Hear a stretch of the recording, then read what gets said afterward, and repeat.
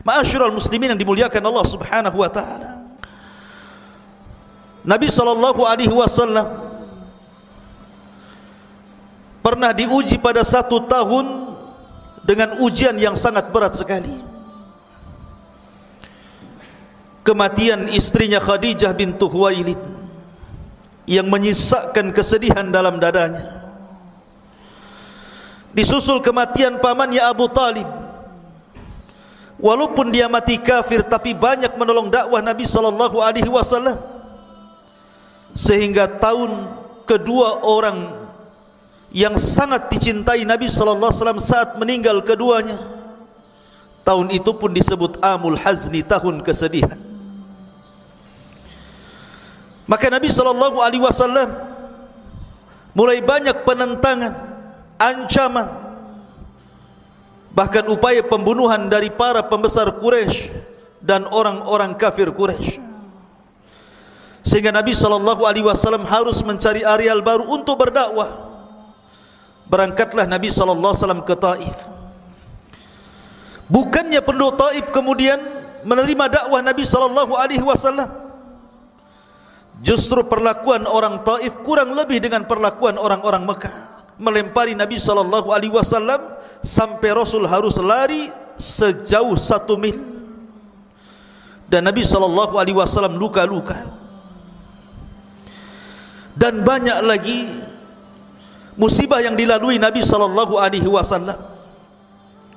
Maka tepat 1 tahun sebelum hijrah Nabi sallallahu alaihi wasallam, Allah Subhanahu wa taala ingin menguatkan hati Rasul dengan diberikan mukjizat besar berupa peristiwa Isra dan Mi'raj Nabi sallallahu alaihi wasallam yang banyak dicatat oleh para sahabat Nabi sallallahu alaihi wasallam yang sampai kepada kita.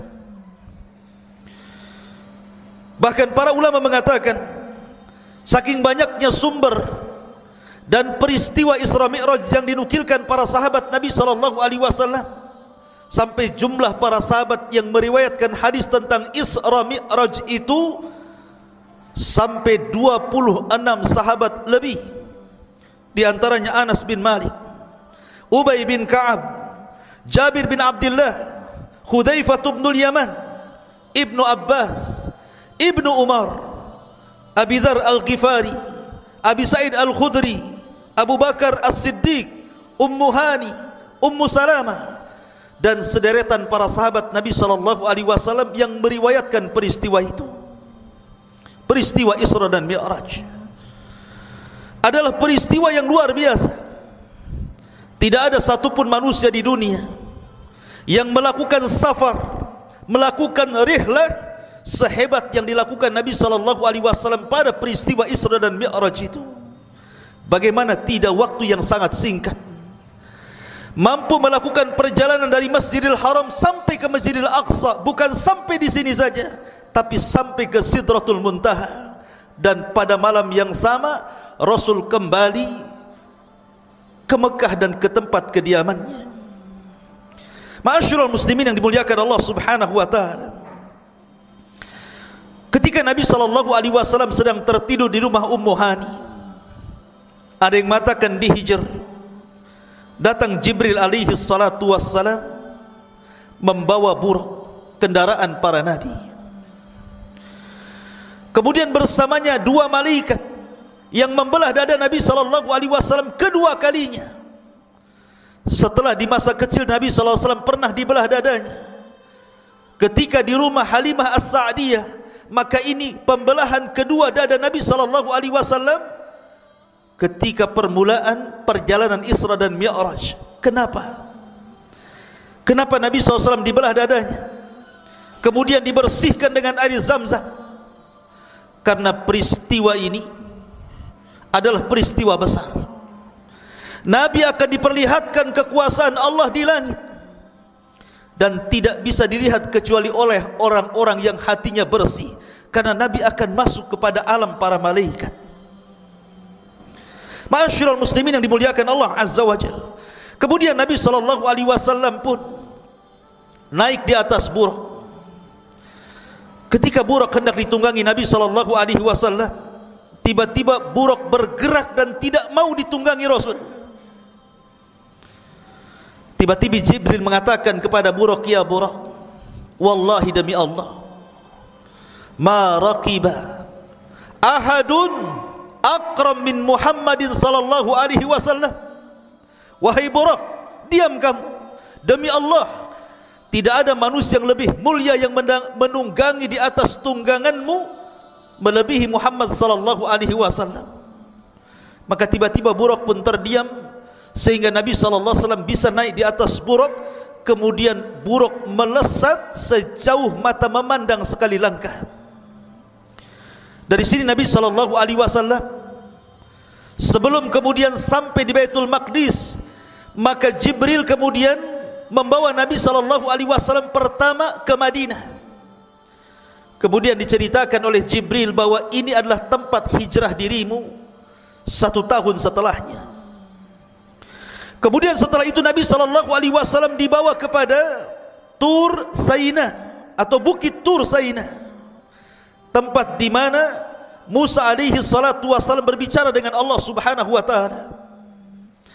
Kemudian setelah itu Nabi sallallahu alaihi wasallam mampir di Baitul Lahmin atau Bethlehem, tempat di mana Isa bin Maryam dilahirkan, dan Nabi sallallahu alaihi wasallam salat di situ. Kemudian baru Nabi SAW melanjutkan perjalanan sampai di Baitul Maqdis.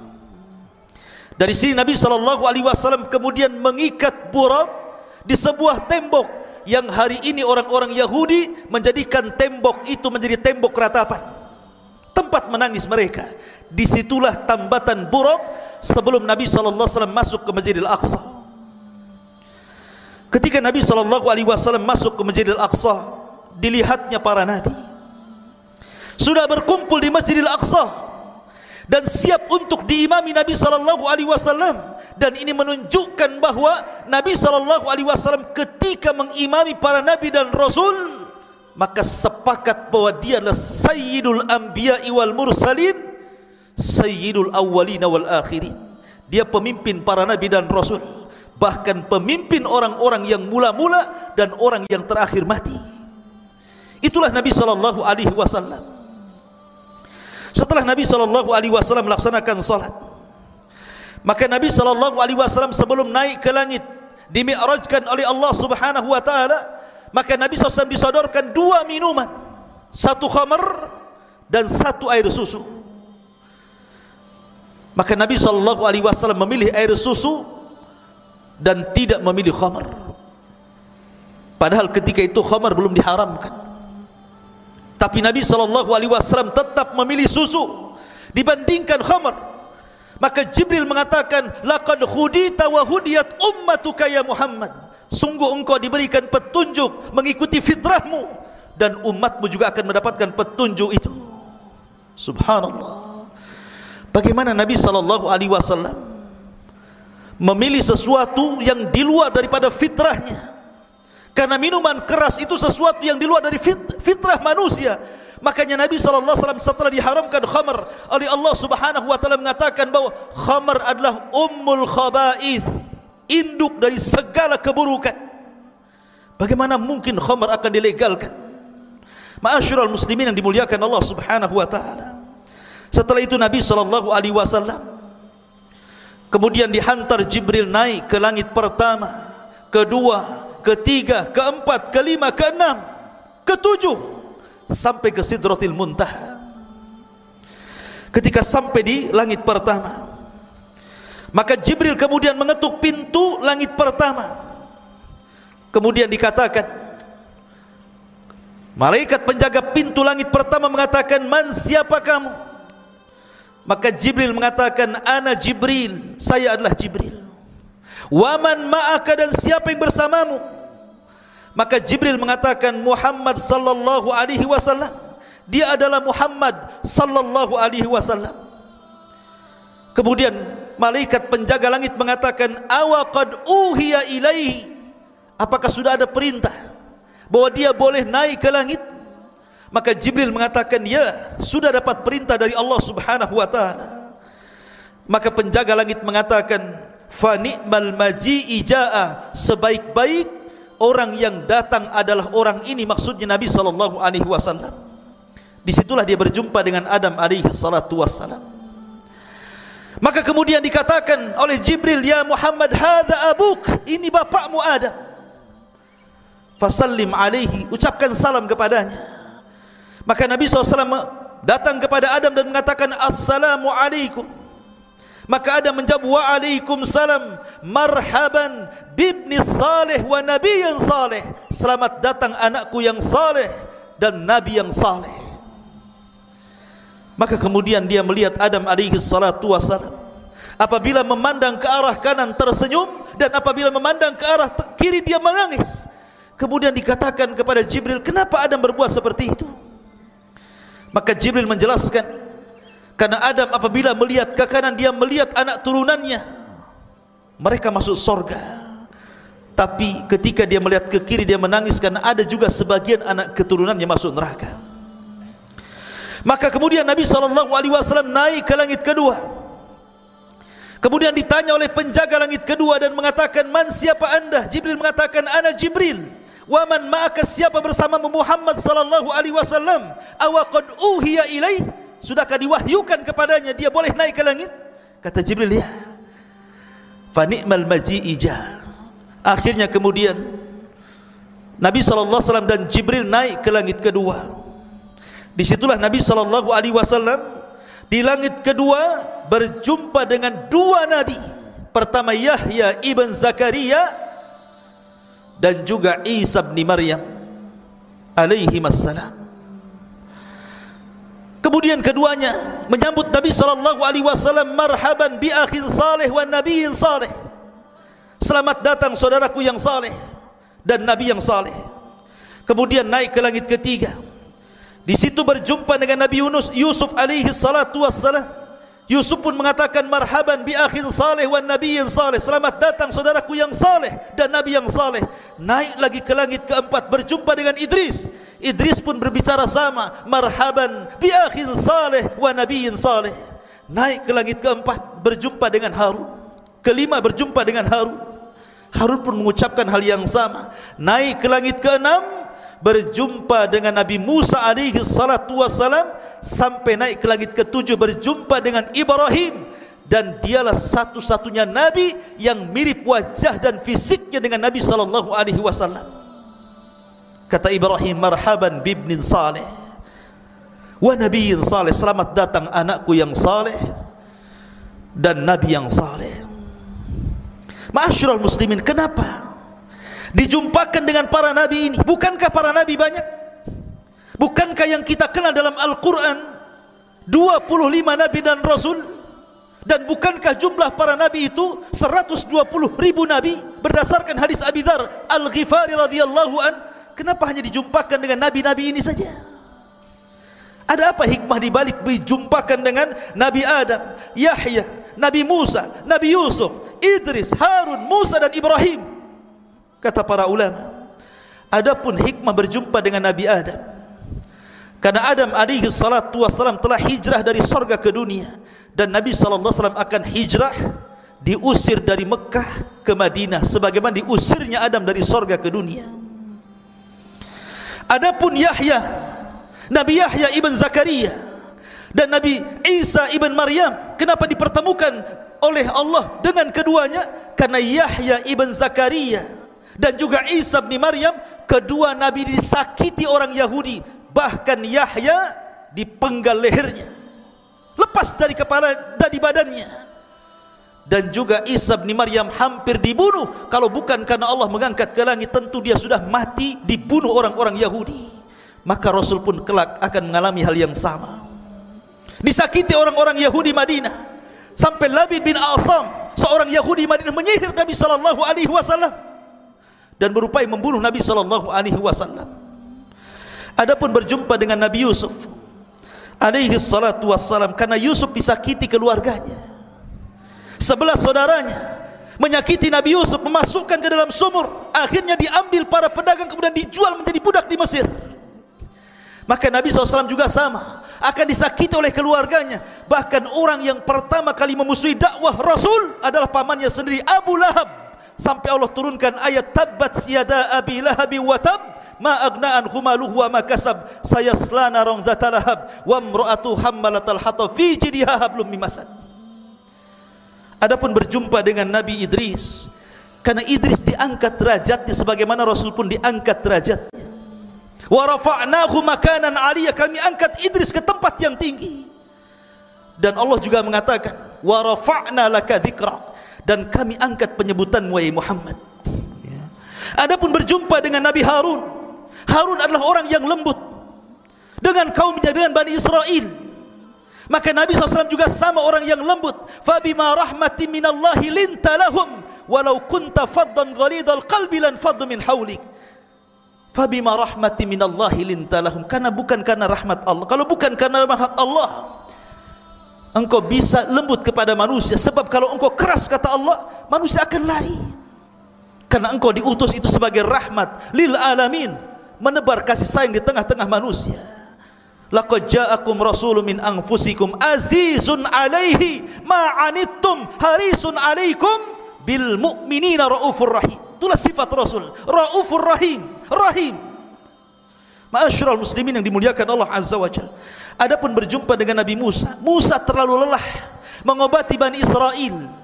Sampai-sampai Rasul mengatakan, rahimallahu akhi Musa qad udhiya akthar fasabar. Semoga Allah merahmati Nabi Musa, sungguh telah diuji banyak kali oleh Bani Israel, tapi dia sabar. Maka Nabi SAW juga sama. Ketika dia berdakwah ke Taif, dia lempari batu oleh penduduk Taif. Datang Malakul Jabal, malaikat penjaga bukit, dan mengatakan, ya Muhammad, kalau engkau mau, kami akan lemparkan bukit ini kepada penduduk Taif. Tapi Rasul mengatakan, la, jangan. Kata Nabi SAW, fa inni arju min aslabihi man qala la ilaha illallah, karena saya masih mengharap dari anak turunan mereka ada yang mengucapkan kalimat la ilaha illallah walaupun tidak bapak-bapak mereka. Kemudian Rasul mengatakan, Allahumma hdi biqaumin fa innahum la ya'lamun, ya Allah, berikan hidayah kepada mereka karena mereka enggak tahu. Adapun berjumpa dengan Ibrahim, karena Ibrahim yang membangun Baitullah Al-Haram, mengajak manusia haji dan mengagungkannya. Maka juga Nabi SAW mengajak manusia untuk haji. Kata Rasul SAW, khudhu anni manasikakum, ambillah manasik haji kalian dari diriku. Maka kita disuruh mengagungkan Ka'bah sebagaimana Ibrahim juga mengagungkan Ka'bah. Itulah kenapa Nabi SAW hanya berjumpa dengan nabi-nabi ini saja, karena ada hikmah dan pelajaran yang sangat berharga dari pertemuan Rasul dan nabi-nabi ini di langit pertama sampai ke-7. Ma'asyiral muslimin yang dimuliakan Allah Subhanahu wa taala. Setelah Nabi sallallahu alaihi wasallam diangkat ke langit ke-7, bahkan kemudian diperlihatkan Baitul Ma'mur. Setiap hari 70.000 malaikat salat di Baitul Ma'mur, kembali keluar dan tidak pernah kembali. Kemudian keesokan harinya ganti dengan malaikat yang sama jumlahnya dengan malaikat yang baru. Kemudian keesokan harinya ganti lagi dengan malaikat yang baru dengan jumlah yang sama. Menunjukkan bahwa jumlah malaikat itu banyak, karena tidak ada 4 jengkal jari kecuali ada malaikat yang ruku dan sujud dan berzikir kepada Allah di langit. Wa ma ya'lamu junuda rabbika illahu wa ma huwa illa dzikrul lil bashar.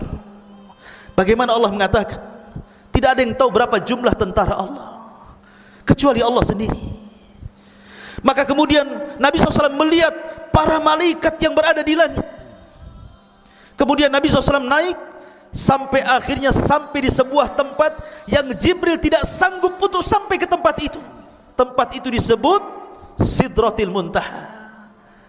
Nabi SAW diberikan kemuliaan. Tidak ada satupun Nabi dan Rasul sebelum Nabi SAW yang sampai di Sidratil Muntaha.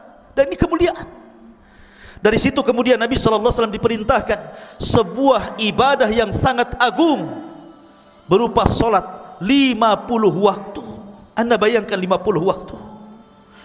Setelah itu Nabi SAW kemudian turun. Kemudian berjumpa dengan Nabi Musa SAW di langit yang ke-6. Kata Musa, ya Muhammad, apa yang diperintahkan Rabbmu kepadamu? Maka Rasul mengatakan, khamsuna salatan, Allah memerintahkan kepadaku dan untuk disampaikan kepada umatku 50 waktu salat. Kata Musa SAW, ya Muhammad, inna ummataka la tastati khamsina salatan kulla yawmin wa inni qad jarrabtu an-nasa qablaka wa alajtu bani Israil ashaddal mu'alajah.